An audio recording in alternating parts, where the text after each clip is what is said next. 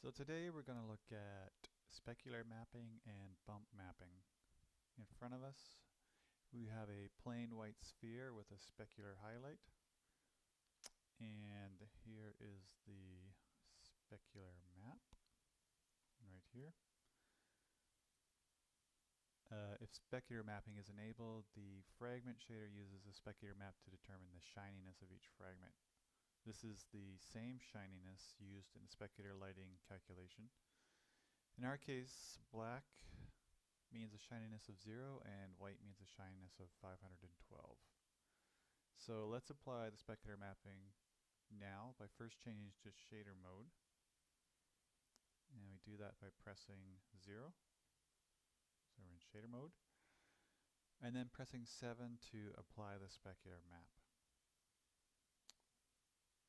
As you can see, the specular highlight shows up over the water, the white part of the specular map, but disappears over land, the black part of the specular map. And to make this a little clearer, I'll press 6 on the keyboard to add the texture.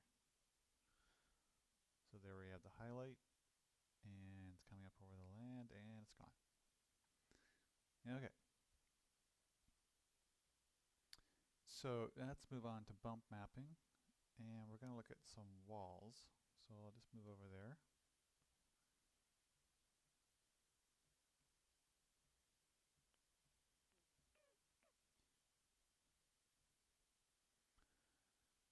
Okay, so we've got two walls here with the same texture, and I'll show you our bump map texture. Here it is. Okay, so the bump map texture encodes the normal vectors which then get decoded in the shaders.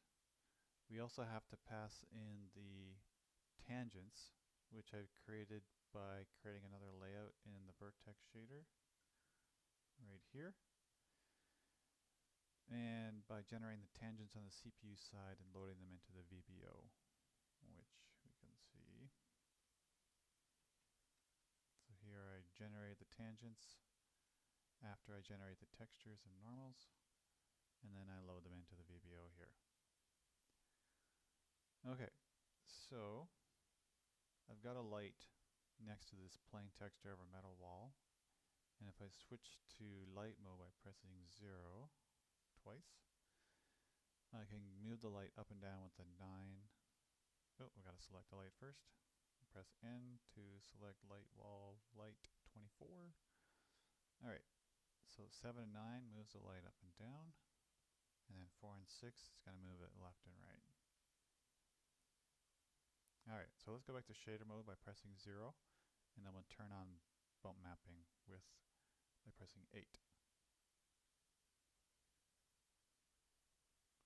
Oh, that was specular. Alright, you got our bump mapping looking nice there, and we'll go back to light mode, press 0 twice, and then we'll move the light around with 9, 7, 4, and 6. So you can see it kind of looks bumpy, hence the name, bump mapping. If I move the light away and then towards, alright, looking good. Alright, so let's turn on directional lighting, because that gives us a little more bumpiness. And I'll do that by going back to shader mode and then pressing 9 to turn on directional lighting. Alright, so that kind of brings out the bumps a little bit better. And then we'll move to the corner here, and so we can see both textures. So this is the non-bump mapped texture, and this is the bump map texture. Obvious difference there.